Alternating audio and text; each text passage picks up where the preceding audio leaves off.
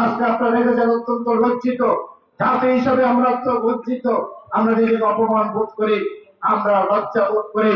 শেখ পরিবারের একজন সন্তান শেখ হাসিনা আপন চাচাতো ভাই শেখ জুয়েল খুলনা থেকে এমপি ছিলেন, উনি ভারতে পালিয়ে গেছেন। সেখানে গিয়ে ওনার নাম পরিবর্তন করে পাসপোর্ট পরিবর্তন করে উনি বিধান মল্লিক হয়ে গেলেন, মুসলমান থেকে হিন্দু হয়ে গেলেন ভারতে থাকার জন্য। শেখ হাসিনাকে ভারত প্রশ্রয় দিয়েছে, সমস্ত টাকা লুণ্ঠন করে ভারতে নিয়েছেন, বিদেশে নিয়েছেন 27 লক্ষ কোটি টাকা। এই টাকা ফেরত আনতে হবে, শেখ পরিবারের বিচার করতে হবে। একজন মুসলমান কিভাবে তার নাম পরিবর্তন করে বিধান মল্লিক হয়ে যায়, বাপের নাম পরিবর্তন করেছেন, নিজের নাম পরিবর্তন করেছেন। উনি নাকি শেখ হেলালের, শেখ মুজিবের ভাই শেখ নাসিরের সন্তান।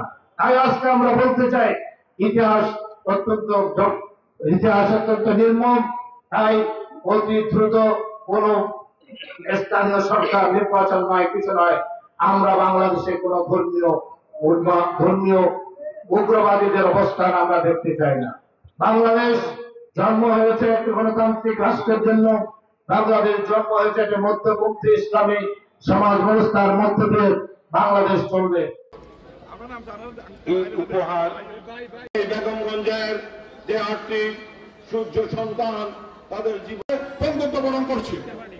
সংগ্রামী সাথী বন্ধুরা, আমরা আজকে সেই শপথ হোক আমাদের মাঝে, সেই শপথ নিয়ে আমাদেরকে নিতে হবে।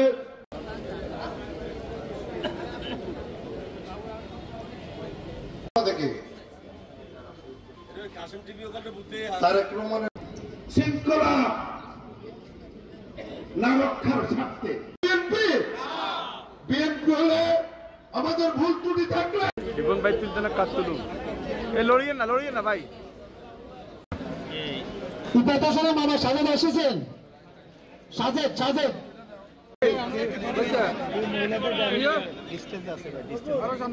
ডাক্তার রুবেলের আব্দুল মোতালেব মুন্নার